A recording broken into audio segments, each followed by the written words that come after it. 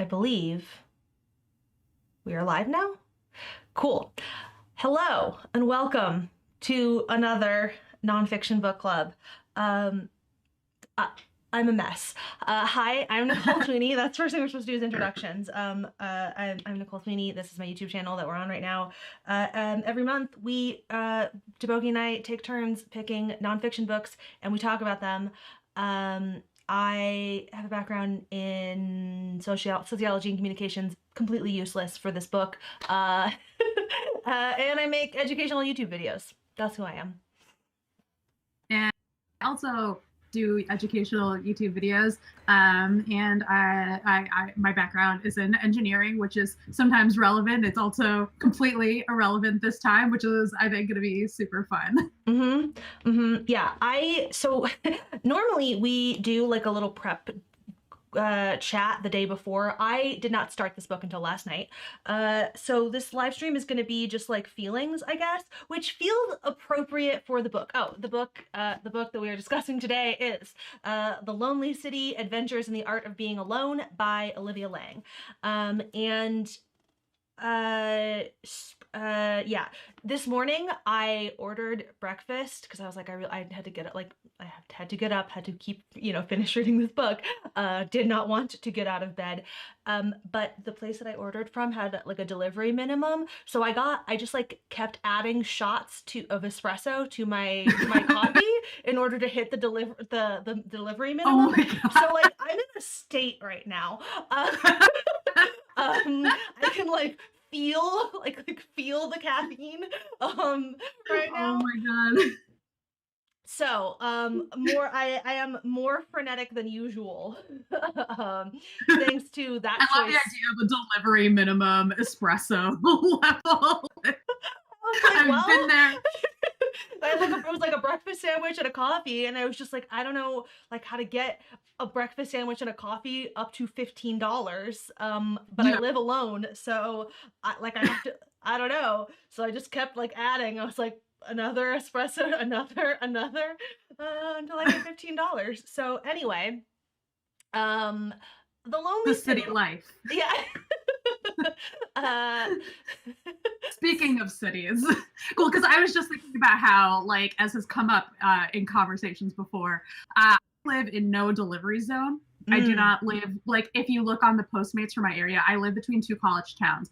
And if I look at Uber Eats and I look at where they deliver, it's like, here they deliver, there they deliver. I am here, and they're like, nope, we don't go there. So I have like forgotten how delivery works. Like I only remember like when I've gone to Missoula for work, and it's like, oh right, like I can order food and someone will bring me the food, and it is actually kind of relevant to like the city experience, or at least my personal city experience, because it's like very much like when I've lived in cities, like that feeling of like, you can just make the food come to you. Like, I miss that. It is hilarious to me to have this context in which Missoula is the city, and I know. Yeah, it's very weird. I've had that feeling when I go to Missoula, because the first time I went to Missoula, I think I was like coming off of living in New York. So I was like, oh, right, like smaller, spread out, very like a lot fewer people. And now, like, I mean, there you go, like college town, but still, relatively speaking, Missoula is definitely like bigger to me, and I'm like, oh. Wow, you have delivery. Incredible. So anyway, the first thing I have to do is to tell you about this book. So The Lonely City is this is like a really weird book to describe. It's about loneliness. It's about like the idea of being lonely in sort of crowded places. She focuses very much on New York City, but she talks a little bit about her own experience of living in New York City and feeling very lonely, but she is mostly talking about the lives of 4 different artists, and the ways in which their art explores themes of loneliness, and like their respective very lonely lives or differently lonely lives in New York City. And yeah, I think when I first purchased the book, I had expected it to be, I had assumed that it would be a little bit more, I don't know, like either memoir or academic, like one of those two things. I wasn't sure, but I had seen Goodreads reviews that like complained about the focus on art before I read it. So I knew, I think I mentioned it at the end of the last live stream too, like forewarned everybody that it was this other thing, that the art was so central. So I knew that going in. And I guess that having no sort of like clear place to start, that actually is maybe as good a place as any, because the a thing that I saw a couple times in sort of like 3-star reviews of this book were people who clearly wanted it to be the thing that I had originally assumed that it was, like either memoir or like academic book, or kind of some sort of hybrid of those two things. I mean, I don't know. It's not absent academic sort of tone. Some of the ways that she talks about art has that, but it's interesting to me the ways in which people lamented the absence of more memoir elements, like people who wanted more of that, because to me it feels like the way in which she intersperses that so sort of casually and like sparingly actually feels very intentional to the project, because she is also talking so much about like there is something incredibly meta about it, because she is talking about art and like trying to read she is also sort of projecting a lot of theories about the loneliness of the 4 artists that she's tracking, and sort of the ways in which their art is like commentary on the experience of loneliness. And so like that in and of itself is her doing that. Like this book then is like her art of exploring sort of her loneliness in a way that her personal descriptions of it, her sort of, this is, I feel X, I did this and had this feeling, are like that's not the real project of this thing. It's the ways that she's actually kind of talking about herself when she's talking about other people feel like that is the sort of memoir element to it in a way. And I think that there is something, I don't know, I think there's something kind of clever about that. I don't know, how did you feel? No, that's because I didn't think about that while I was reading it, but like now that you've said that, like I totally agree, because I feel like one of the things that I appreciate about it is like I think like when you're bringing personal stuff into nonfiction like this, there's always like a really delicate balance to it, and it's going to look different given like kind of what the project of the thing is, like what it is you're doing. And in this case, I think this book is like very much like less a memoir and more like a very, very, very personal piece of like art criticism. And so I like the fact that like she's weaving her personal kind of experience into it, but I think by like avoiding the like that kind of memoir feel, especially for a book like this, like it really like avoids this issue of like needing to apply a narrative to her life. Like if it was more a memoir, I would like really expect the last chapter to be kind of different, like to be very like, and then I wasn't lonely, you know, like something like that. And like, you know, something a little bit more neat or conclusive. And the way that the book is shaped, because it's more about the art and like her like looking at the art and being like, what does this make me think of? Like a very simple question, but like expanding on it, I think is like a lot more interesting.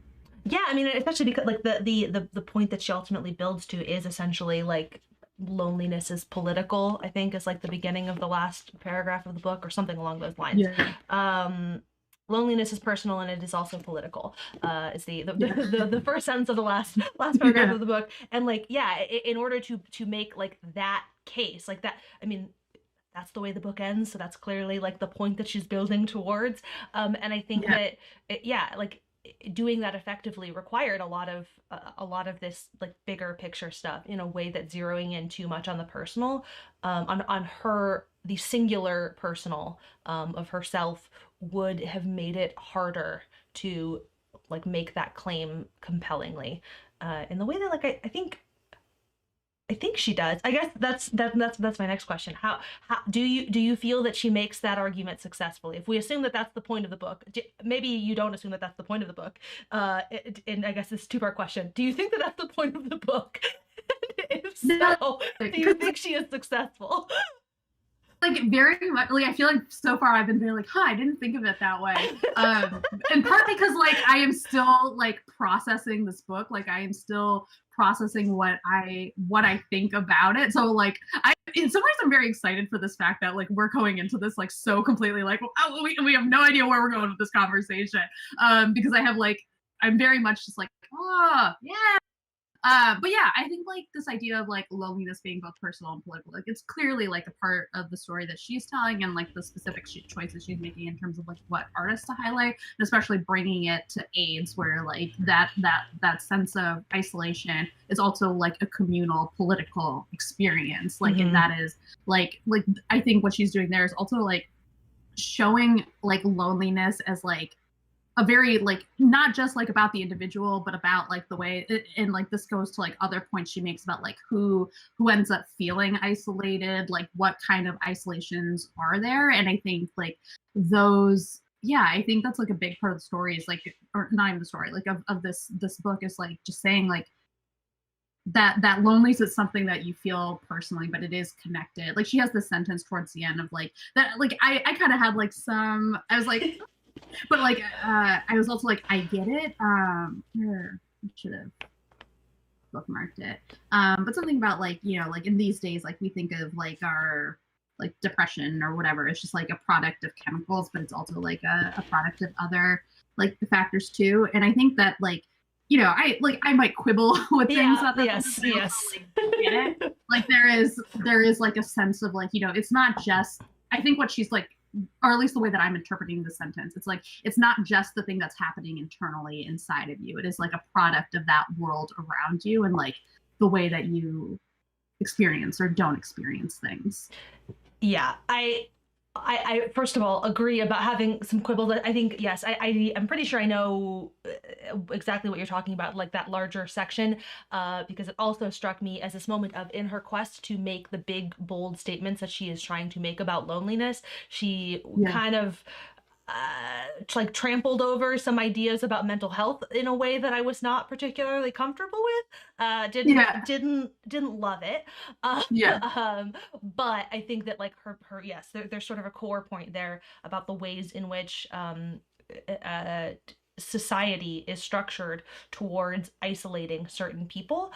One of the things actually also on that to this sort of mental health thing, though, there's also on the other side of ways that she sort of talks about mental health in conjunction with these loneliness questions. There's a bit later in the book where she talks about how basically like we should consider the possibility that any number of like transgressions that we like intertwine with questions of sanity, like is what is being transgressed upon actually like mental health, or is it class? Like is our like the ways in which certain things that we stigmatize as being like mentally ill behaviors are actually just like super classist. So like that, you know, there are a range of ways that she incorporates discussions of mental health, some of which I think are more effective. That to me, that bit I found more effective and more compelling. The sort of implication that you're not really depressed, you're just lonely. That's not quite what she said. To be fair to her, but it had those vibes. I think one of the things with like the defining of like loneliness is like, and a thing that I'm kind of, I think is a smart choice because it kind of lets her sort of sidestep a little bit of like the mental health discussion. Because like a lot of the things she's talking about in terms of loneliness for me are like, oh yeah, in my life, I recognize that as like social anxiety and depression, you know, like I'm very, like, there is a clinical thing that I'm going through that I've experienced, like, you know, that explains like what I think of as, or like how I've thought of loneliness and continue to think of loneliness, right? And it's like very much along like specific definitions of my own mental health. And so I was kind of like, okay, I kind of like in some ways that she is framing it in terms of loneliness, where she is bringing in sort of like not even sort of, she's bringing in like an academic framework for, or somewhat of an academic framework in terms of like, okay, there are these psychologists who like define loneliness in this way and who like treat loneliness in this way in their conversations and stuff like that. But also like it kind of like lets you sort of like off the hook from being having to like talk about like depression and anxiety in like really, really specific terms. To I think kind of in line with what you were just saying from the about the way that she sort of um allows herself to sidestep some of that in terms of like the broad sort of definitions of loneliness, how she looks at loneliness from the chat. Within the personal and political, I thought she also did a good job of showing the different ways that loneliness manifests itself. It's not a singular expression. And so yeah, it's like it's the ways in which it can be like she's allowing the space for it to also be tied up in a lot of these like mental health considerations too. Like it's not purely the it is not purely the you are lonely, not like, you know, mentally ill, whatever. Like it, you know, the two things can coexist. I yeah, yes. I had so many feelings about that as well, just about like the passages that just sort of like hit me in this way of like, damn, yeah, that feeling. I feel a lot of that feeling. And like we knew going into this book that this was like, you know, a choice a year into um but we picked this like book like right this around particular moment in the pandemic where it's like we have been at this and like also people are coming out of it and like the stages at which people are coming out of it are like staggered and so like that's like a part of the experience. Like yeah, it's weird. Yes, and like thinking about ourselves sort of going back out into the like early in the book she's talking about the sort of compounding effects of loneliness and the ways in which like once you begin to experience it and feel it, it like sucks you, it's like a sucks you further into it, and becomes harder and harder to escape that. And like that thought in tandem with this moment in time where you know we are thinking about I get my second shot in 4 days. So in 4 days and 2 weeks, I will be fully vaccinated. And so then it's like, well, then what does that mean, right? Like as I now I live alone. I have been in this apartment for a year now, and now I'm gonna have to like go back out into the world. And there's a long list of like social experiences that I have no longer had. She talks about it when in this section when she's talking about the like compounding effects of it.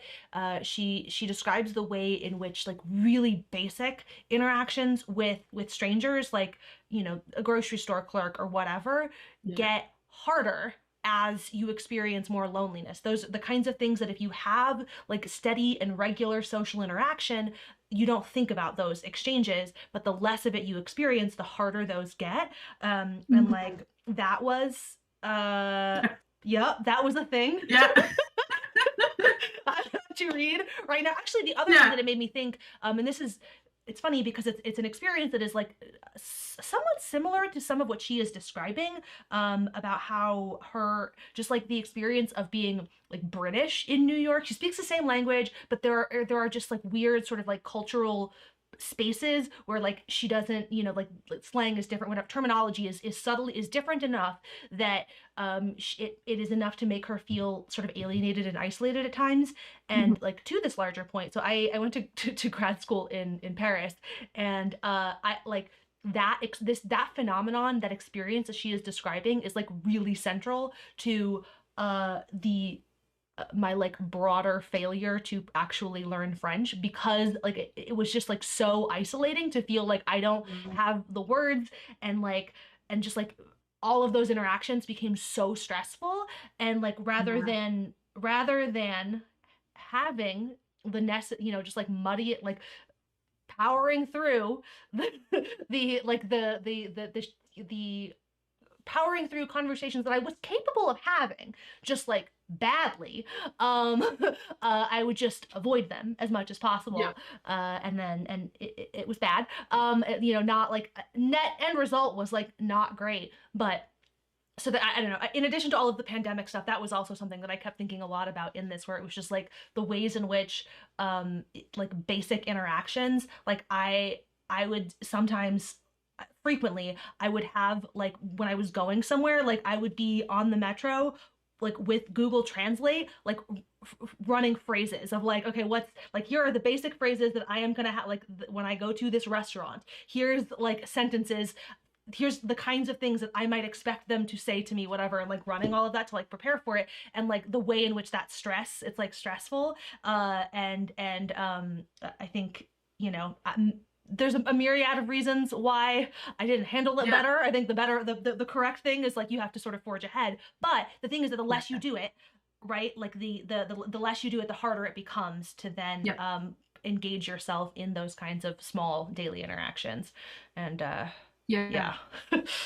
Yeah, I've always compared, for me at least, my experience of anxiety is that it's a lot like being hungover, because I feel like everything that you need to do to make yourself feel better makes you want to throw up, and just like you don't Mm. like it, just don't want to do it. At least that's my own personal experience of it. And I feel like that is like, yeah, that is like it. And it's just also there are other ways that like you're saying, like the things compound, like everything just kind of like adds up, and like sometimes it's like it just gets harder and harder. Like there's, I don't know like how else to say it. And I think like the New Yorkness of this book in particular is really interesting to me. Like after grad school, I was in New York for like less than a year, so I'm not going to pretend that I was like some big New Yorker or anything. But I've always like I have a very like love-hate relationship with how people like talk about New York, because like on the one hand people get so up their butts like about New York, and like you're kind of just like, look, you guys, at the end of the day, it's just a city, you know, like it's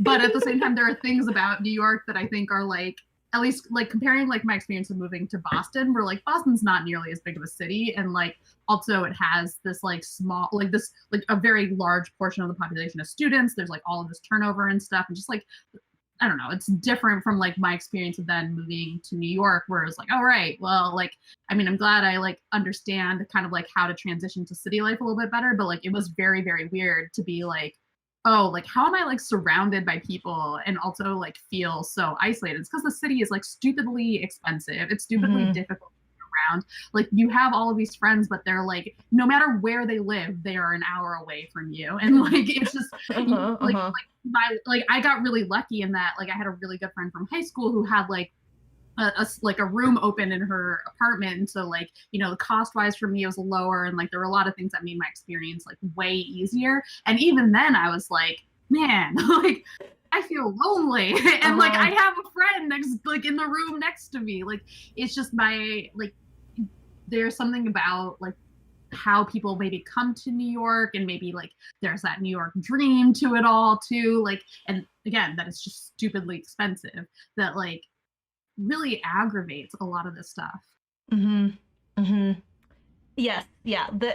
She does a very good job of like of both making this book very tied to the New York experiences of all of these people, while still like being mindful of the fact that like none of this Yeah. stuff is explicitly unique to it, Mm-hmm. which I do think is one of the strengths of this book. Yeah. To this compounding point, I need to get faster at this. Anyway, with anxiety, I find ways to work around the things that give me anxiety, but there are times when those workarounds are pulling me deeper into isolation, or like compounding those anxious feelings. And like, yes, it's like the weird where you're like how trying to navigate the thing but then like inadvertently actually you're just making it worse, like doing like the stopgaps that you have to put up like to get the things that you have to do to get yourself through like the day are often actually like will have downstream effects that are just so much worse for you.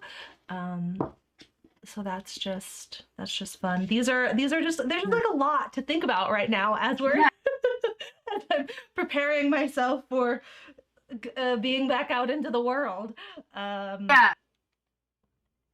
Like, and like again, because like this is just such a checkpoint of like what is the state of my my life or like myself at this point. And I've had like, I think maybe the reverse of like a lot of people's experiences, and I just like want to say right off the bat, it is definitely built on a lot of privileges. But like I moved out to this town like 2 years ago, and I like immediately went to working from home and like working remotely. So like I moved here, and like I like my husband lives here, so like the people that I met were all through him, and like I did not have like a work environment here. Uh-huh.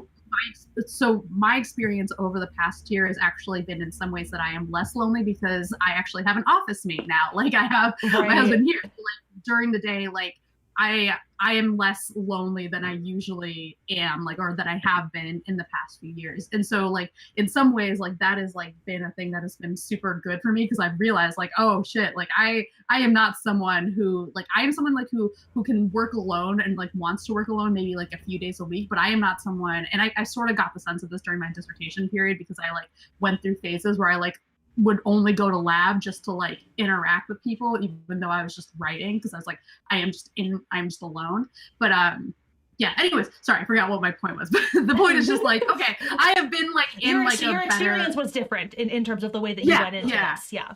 But then like now I also like very much have that like antsiness of like, okay, we can hopefully soon see other people, like Uh-huh, like uh-huh, there's uh-huh. still a difference. And like especially like I get really excited like when I go to the grocery store and like get to talk to a stranger, which is Uh-huh. like not typical for me, but Uh-huh. like I'm like, huh, nice. And literally it's just like all I'm like is like, hey, like where is this thing? Or like we went to Chipotle and like I joked with the Chipotle person about like not being able to read cues anymore because we have masks on our face. And I was like, I don't know who you're talking to. And I'm like, this is not a funny joke. There's nothing funny about this interaction. But like, I don't know. It feels good right now because like Uh-huh. I'm just like interacting with a stranger. Uh-huh. Uh-huh. Yes. Yeah. Yes. I have nothing to add, just yes. Yeah. Yeah. um the to go back to the book. Um I think that was one thing missing from the book. Not much discussion of the artist workarounds, if they had any. They could and often did live without needing to fit in, even marginally. And like, yeah, that is an interesting thing about like how much.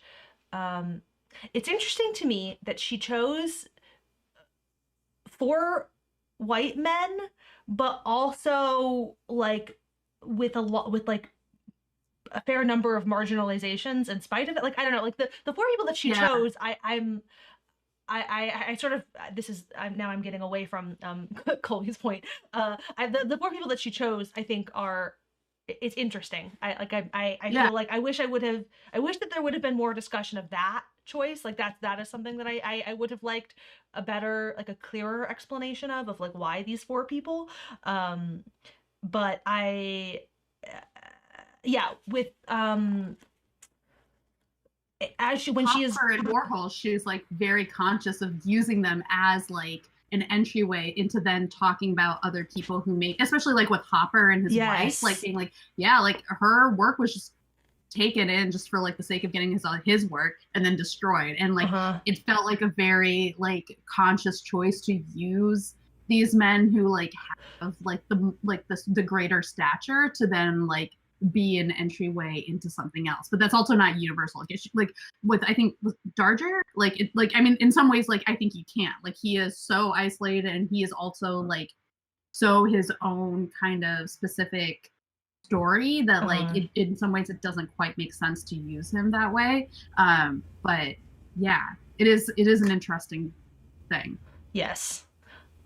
Yeah. And to go back to this point of Colby's about like what are what were their sort of workarounds and how did they navigate all of this stuff, right? Like he is sort a like peak example of there's only so much she can say because a big part of what's going on there is that like a lot of this man's life is being sort of dictated and described posthumously by other people and like people sort of projecting ideas onto him about himself, which I think she navigated that really, really thoughtfully and carefully. And like, I appreciated the places where she stops to be like, that's what like this historian who wrote this biography of him says this, but like this is just him deciding like that this is the way to read this and to read his actions and like maybe but also we don't know.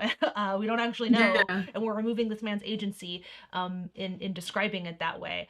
um which I thought was really, really interesting. But like it does then leave you a little bit wanting because you sort of come back to uh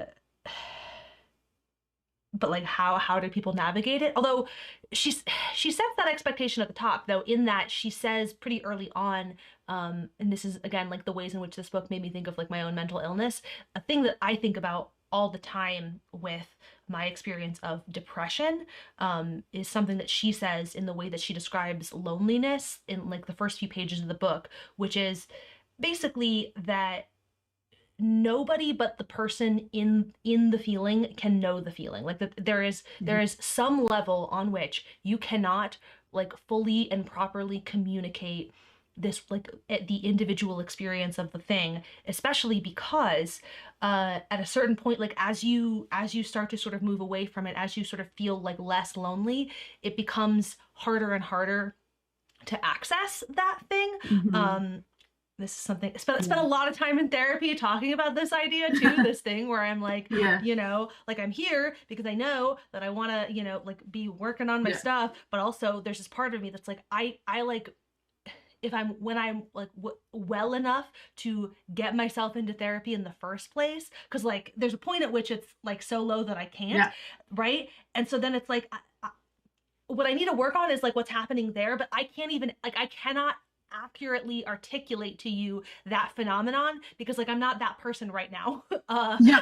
Yeah. And like trying to find those words. And so anyway, all of that to say that like she sort of sets that at the top, that at the end of the day there is something just incredibly like intimate and personal about that experience, that there's only so much, you know, there is only so much that she can do in terms of communicating to us the each of these individual experiences of loneliness.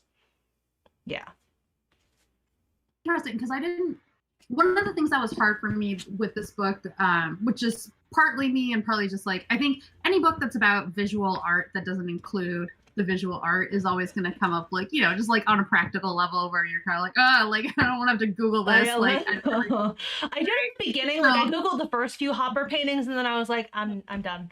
Yeah. I think originally when we had planned to do this book, I was like, oh, you know what'd be a good newsletter thing is if I like actually got the like, you know, the images that they use. And then I was like reading the book. I was like, no, I'm sorry, you guys. This is not like happening. I am not sending you out a guide to all of the images used. Absolutely not.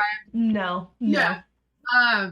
But I think like related to that idea of like how difficult it is to like communicate and to know the loneliness, I think the use of the visual art as like the focus of her criticism, for me visual art is like always a little bit difficult just because it requires a sort of like abstract thinking that is like difficult for me, and like I don't always like to like I find it difficult to kind of like interpret and interact with people's like descriptions just strictly of painting. Somehow with like books and movies and stuff, maybe because there's like an additional story, if there's something like concrete, for me it's a little bit easier, and I think that's like really just more about me personally. And so sometimes with her interpretations and framings of certain things, like, you know, I was kind of like, okay, like I agree with you, I guess, but like I don't know if I like see it the same way, but like whatever. But I think combined with what you're saying about like that framing of like loneliness as this difficult thing to know, that like subjectiveness of visual art in particular, like the freedom that it gives to interpretation, is like actually it's like such an important part of that, because it is really about like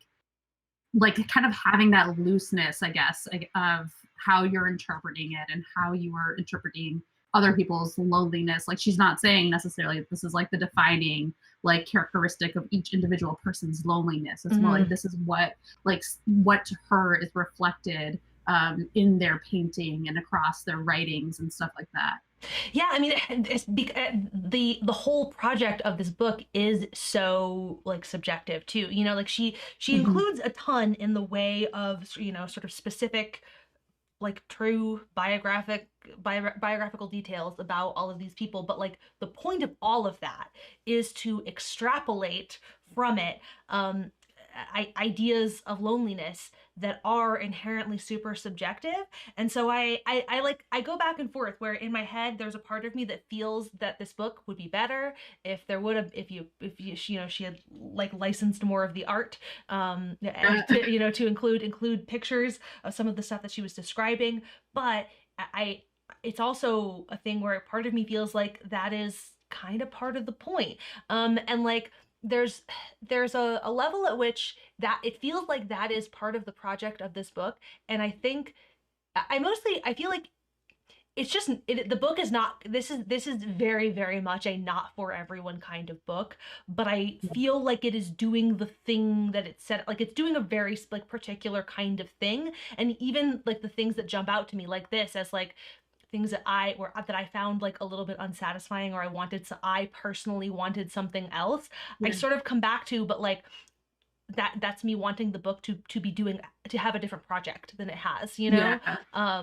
Which sort of similar actually to this. I feel like this is reminding me of the conversation we had last month too about the mushroom book. But like, there were places where like the mushroom book also had a lot of that, where like there were times where I wanted it to do something else, but like what I wanted wasn't what she was trying to do. Like she had a different goal. And like the places where I was like looking for something else, it are places where, like she was serving her project in a very particular kind of way. And I feel that way about this as well. I see that there's the quote on the cover of this is a beautiful meander of a book, and it like meander actually like really does feel like the best way to describe the experience of reading this book. There is something incredibly wandering about it. Yeah. Yeah, and I think that is both like what makes it so like so interesting, and yeah, at times also difficult. It actually reminded me the book How to Do Nothing, I think by Jenny Odell. Oh yeah, I wanted to talk to you about that too, because we mentioned last time that like this was one of the things that was interesting because you had just read that and we're having some feelings about that. And so I'm very curious how this like lives with that in your feelings. So the book, so How to Do Nothing is structured differently. It's not like as concretely structured around art, but because like I think she is a performance artist, or she's an artist of some kind, she frequently cites performance art as like a way to like explain her feelings about things, or to explain the way things feel to her. So she'll like cite the way, like I forget like the specific examples, but she'll like use a specific kind of like performance art sort of thing to maybe talk about like how it like what its like theme is, and like how that plays against. And How to Do Nothing, if you're not familiar with, it's like a book about sort of like our relationship with technology and social media, internet. It's like very like in capitalism, it's like a lot of those kind of things all at once. And so it's similar to this book in some ways, where it's like not necessarily a book that you think of as like a straightforward memoir, a straightforward kind of like, this is the argument I'm making about how you should live life or how you should see this thing or anything. I mean, it's called How to Do Nothing, but like, it's not really about how to do nothing. It's not like actually a self-help book. It's maybe framed that way, but like, yeah, it's not really. But, or at least I have not had myself helped by the book. But I did find the book really interesting in a similar way, but also, again, just like coming up against my own like personal challenges with like performance art, visual art, like where those are just like not things that are like a frequent part of like, I don't know how I like engage with art, I guess. Like those are not specific art forms that I engage with a lot. So like my muscle for like interpreting or like explaining my feelings about those things are very like weak. Whereas like I can read a book and explain to you both like how I feel about it, and like maybe even build to a bigger argument about like what I think it says about the world with visual art, because I just don't have as much like experience. I can be like, I think this is pretty, and like, or I think this is cool, but that's sort of like the extent of my interpretation. And even more so for performance art, because performance art for me like gets up like at a kind of earnestness that is for me personally just like difficult, and like it's difficult for me to interpret, in part because I'm just like, I don't know that I care, but that is my own personal failing. But with that said, I'm finding it interesting reading more books where people do that, like where they engage with art in those ways that I find very difficult, because it is very much like, oh, okay, I'm starting to understand more of like how people are engaging with these things and like what it means to them. And yeah, because like the underlying approach, like the underlying like criticism is a thing I'm familiar with. I just don't understand it in this specific work. And so it's cool to see that get applied. Yes, I very much relate to in terms of just like having, yes, visual art is a place where I feel like more uncomfortable about my own ability to engage critically. And so like that, like when somebody else is engaging critically, there's a part of me that's like, I don't know. There's a part of me that gets self-conscious is the thing. It's like I can Mhm. only partially engage with whatever argument is being made because I am like struck by my own inability to construct Yeah. an argument, like to construct an argument of my own, right? And so like there's like that tension, but the other thing is like I don't know, it's related to some of the like loneliness ideas too, in that because I feel that way, I engage with it less. And because I engage with it less, I'm also not Mhm. building that vocabulary. Yeah. So like there's a little bit of that. Yeah. This I appreciated because she kept like she was doing a little bit of that, but it was never enough of it that I felt that like that particular kind of self-consciousness as acutely as I sometimes do. So Yeah. I personally appreciated that, but I definitely I know what you're talking about. Colby, there's two things in the chat that I want to Yeah. point out. But so the kind of going back to the project of the book, but another part of the project of this book seemed to be how art can be a way to connect and feel less lonely or work through and express loneliness as compared to I have not read How to Do Nothing, but it was interesting how much of the art in How to Do Nothing was about artists seeking solitude as a good thing, whereas here art was more an expression of the negative side of solitude and loneliness, which yeah. Yeah, I think that's a great point. I really like that articulation of it, and I think like it kind of like she has in this book like a section on the like internet of it all where she talks about like like it, and I think is very relatable to like the city like thing, or like it's not a city specific thing again, obviously. Like I don't live in a city anymore and I still am like, hey, twitter.com, I am being Uh-huh. social now. Uh-huh. Uh-huh. But I really and I think in some ways that's like kind of an overlap of the book. Like part of How to Do Nothing for me, like one of the things that made me think about was like the way I was engaging with social media as like supposed like as a social thing, but like really it's not really that social. Like she talks about like context collapse and like how your conversations are basically like become meaningless in a lot of cases because Uh-huh. like they're being like processed in a very public way where like people are processing it against things like you don't see like I don't like and just like Uh-huh. the things that you are processing on like Twitter yeah they're lacking their like any kind of context and that was like something that had stuck with me. And I think again like going back to the pandemic of it all, like the past years for me been like a real like reevaluation of like why I use social media and like what I get out of it. And it's still like not resolved. Like I'm definitely like, oh yeah, I should definitely use Twitter less because I definitely realized like, oh right, I'm using Twitter because it feels social, but it's not social in the way that I want things to be social. I'm not necessarily, I am having meaningful interactions with people, but like it's limited and it's not like the full like human experience or whatever, I guess. I don't know how to phrase it more specifically. That is that part of this book that was like my least favorite part of this book is Mm, all of the ways that she talks interesting. about her sort of Yeah. discussion of like the internet of it all, like those anxieties. I just have so many feelings about that because like I understand and like can like I hear you and I agree that there are lots of ways in which like these interactions are fundamentally different and like that they but no interaction is the full range of human social Oh, interaction, right? totally. Like that's Yeah, yeah, yeah. like nothing is going to be that.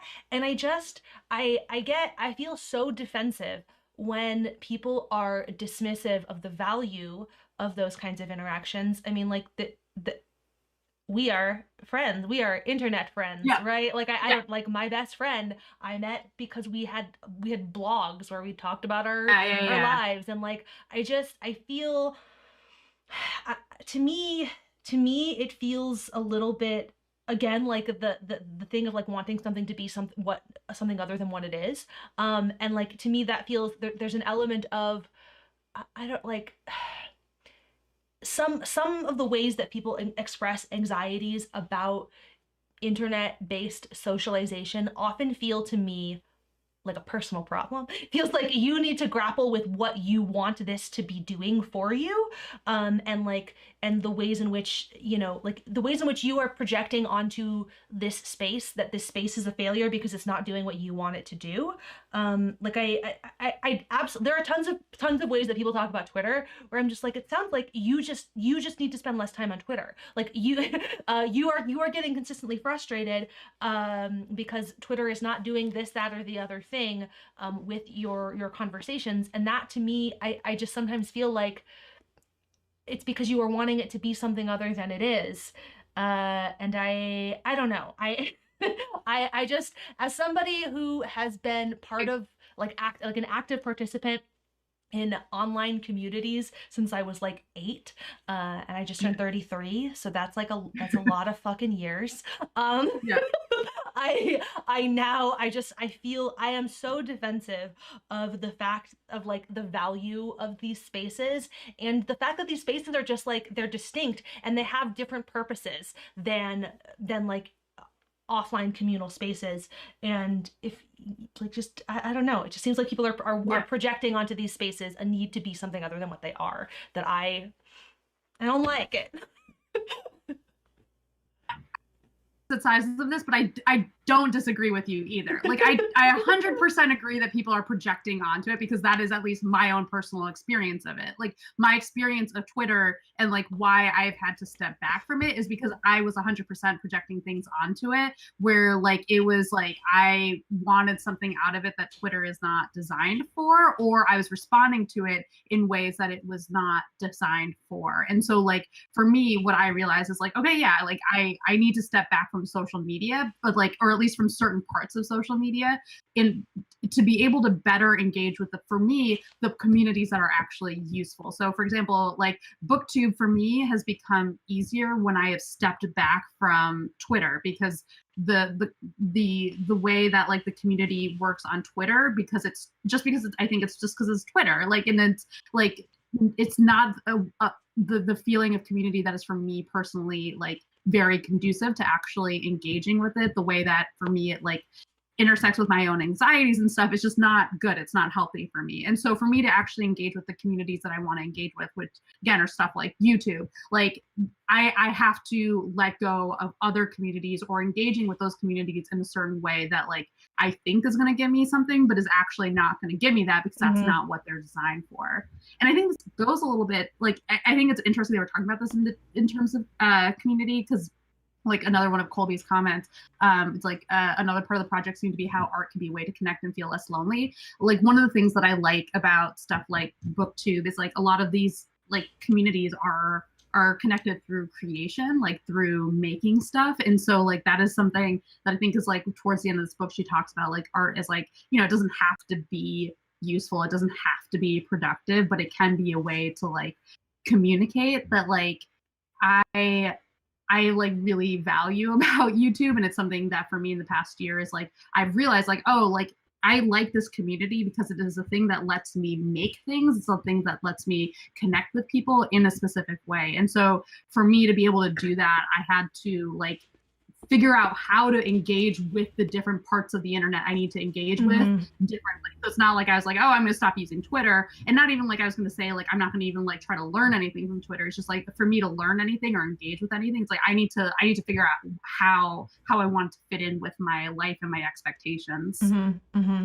Yeah, and I will also add too that like I am not personally immune to this phenomenon as well, also of like wanting a thing to be something that's not. I think about this constantly with Twitter because I joined Twitter from like via LiveJournal. Like my first Mm, Twitter friends were like my LiveJournal friends. And like it was this weird moment of like starting to merge my like online and offline selves, which like had felt very discreet to me. And like Twitter was like the moment of like I am going to allow them to be one now. Because like yeah. my college friends are also getting on. Like I was on Twitter before, Yeah. but like as my college friends started adding Twitter, it was like, oh, okay. But I think like the way in which I came onto Twitter via LiveJournal is interesting because I think that that fact is like is central to understanding the way that I engage with Twitter. And I think about this a lot because it took me a lot of years to realize how differently other people were coming to Twitter.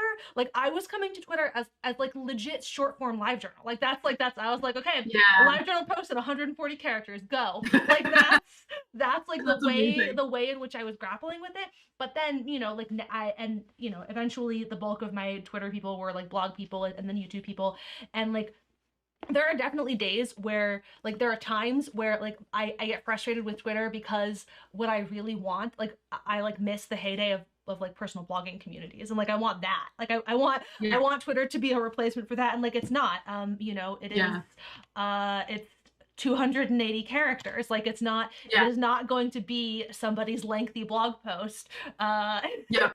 that's just not what it's doing. So Yeah. I don't know, now I'm rambling a little bit, but I yeah.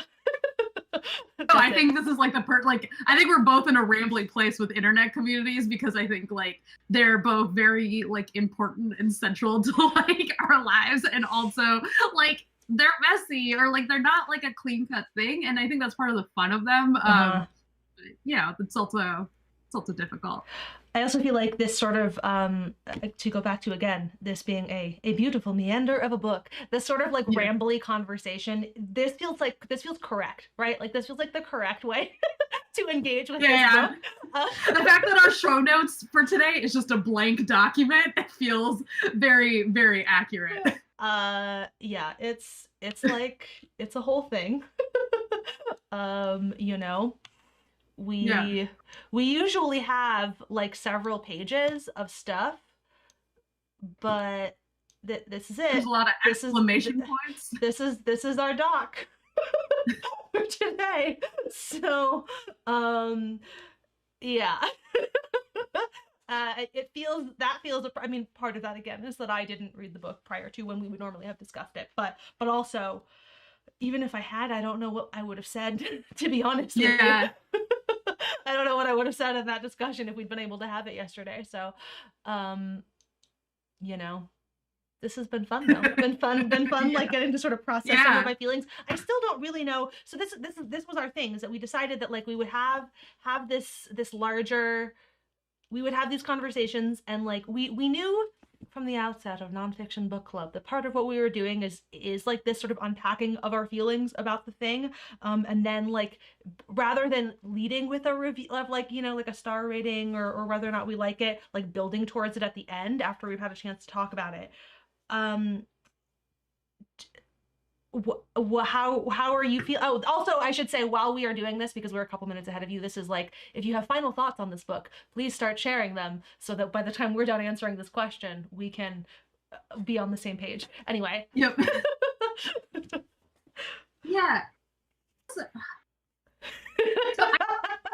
I don't think this is a book like of the books that like we always have the books, I think the two of us, that like if the other person hadn't suggested it, we would never have read it. And this is for sure for me one of those books. Like I would not have read it. And so it is also definitely one of those books that I am glad that I did read, and also very glad that I talked about with you, because I like do not think I would appreciate this book just like sitting on my own. Like I think even knowing that like I have all of these additional thoughts about it, like it's just for me like I don't know. It's a book that's like best discussed with someone else, and like Yes. maybe that's part of it. It's like it's a book about loneliness, and there's something very nice about getting to like talk about it with someone else, because I don't think that I could like figure out my thoughts entirely just alone.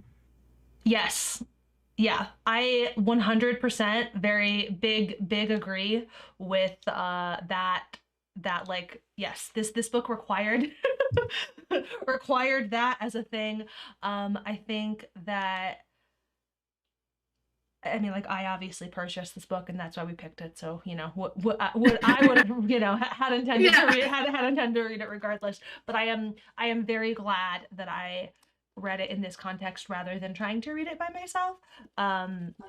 I this again, sort of pulling stuff from the chat.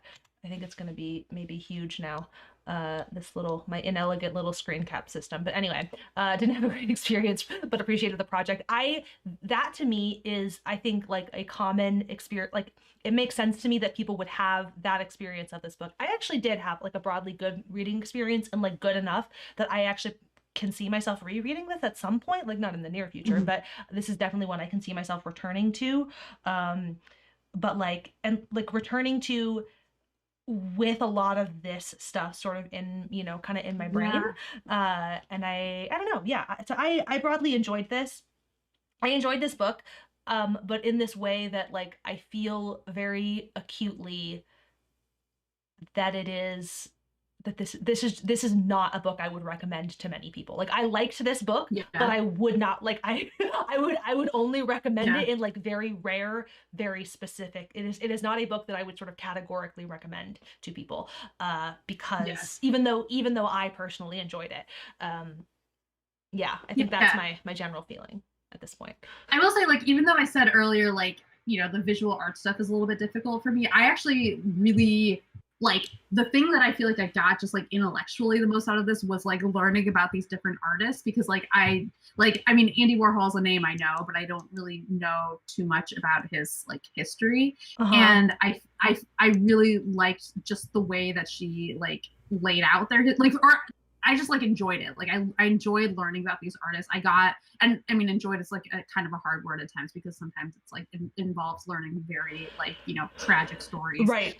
I did get a lot out of just like learning more about these artists who like I wouldn't probably like have learned about in any other setting, because again, I'm someone who's like not really seeking out like art in this way or learning about art or reading about art all the time. So it was like just a good experience to just kind of sit down and like be like, okay, I'm gonna learn about some art now. Like I'm gonna learn about this form that I just don't know that much about the history of. You know, I know Hopper, I know Warhol, but like I couldn't tell you much more about them than just like, the painting, the one in the diner thing, and then the one with the soup cans and the Marilyn Monroes. Right. Yes. I agree. I'll also definitely maybe want to read more art criticism and history. I will also say, just like a general shout out to the Complexly project, but the art assignment on YouTube, I highly recommend. That has framed a lot of, again, as somebody who like doesn't have a ton of experience with like the language of art, like it is a, I thoroughly enjoyed that show. I'm sad that it's over, but it's still there. It's still there for you to enjoy. If you're looking for more, if you want to engage more with art and art history in a way that like feels accessible. Like I say this as somebody with, you know, who does not, who as I said earlier, often feels self-conscious and anxious around kind of discussions of like art and art criticism. I also love I frequently have people comment on my lights like when I'm in a stream, but I particularly enjoy this reference to like feeling like you're in Times Square just in the context of this book. You know, like, oh, that's good, thank you. Also, one other thing that I just wanted to put out there. I mentioned I showed you what like this one looks like, how blank it is, but I just want to like contextualize the comparative difference between what our docs usually look like. I was like, it's not, where is it? There it is. I just like I feel like it didn't, showing you the blank doc didn't really show you the extent of how different this was. Anyway, we like, and like this is also not the full conversation. We usually have a separate conversation on Slack where we are also discussing, like we are having this conversation in 3 different places. It's like in the doc, in the comments of the doc, and in the Slack. All building towards our like pre-live show like hour-long discussion to prepare for our hour-long discussion. And this time we just came in and we dumped our feelings on you. But thank you guys for you know, feelings back at us as well. Now I guess it's the time where we talk about what we're gonna do next month. So next month we're going to be reading The Gene in Intimate History by Siddhartha Mukherjee, which is about genetics and also about his own personal family history. This is for me one of the books that I've had on my shelf for a while, and it like started, like you can see like there's a highlight because I read something a little bit. even know what highlighter I was using. It's so long ago. I probably don't even have that highlighter anymore. But yeah, so Siddhartha Mukherjee was really well known for writing The Emperor of Maladies. He's a doctor, and Emperor of All Maladies about cancer is like super good. So I had enjoyed that book, and then was like, oh right, he has this new book. I want to read it, and then bought it, and then did not read it. So we're gonna read it, and I'm really excited. Yes. Also, the other thing, we're gonna be doing the third Saturday of the month instead of the second. So it will be May 15th, over at youtube.com/okidokibokey, 5 p.m. Eastern time. Are you typing? Is that what's happening? Yeah. May 15th. May 15th. Did I spell his name right? Siddhartha. Right. Okay. Cool. So, and as always, if you want more updates, or if you want just like the updates on when we're doing things, you can subscribe to our newsletter at nonfictionbookclub.substack.com. Yeah, I gotta add next time we do it here, I'll have a full screen for that too. Substack. Check that out. It's literally just the thing that's up there, and then .substack.com. Yeah, yes. That's true. That's true. I guess I could just add it to this very basic little overlay. Anyway, thank you guys for joining us. This was very fun. Yes. And we'll talk to you guys. We'll see you guys in a month. Yep. Bye.